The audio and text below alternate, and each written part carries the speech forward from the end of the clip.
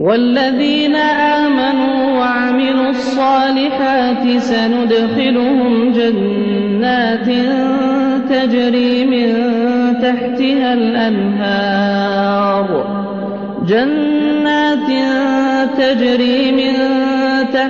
الأنهار خالدين فيها أبدا لهم فيها أزواج مطهرة وندخلهم ظلا ظليلا إن الله يأمركم أن تؤدوا الأمانات إلى أهلها وإذا حكمتم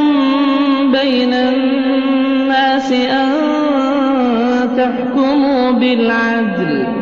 إن الله نعما يعظكم به إن الله كان سميعا بصيرا يا أيها الذين آمنوا أطيعوا الله وأطيعوا الرسول وأولي الأمر منكم فإن تنازعتم في شيء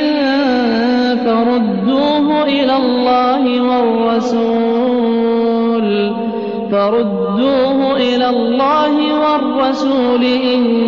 كنتم تؤمنون بالله واليوم الآخر ذلك خير وأحسن تأويلا.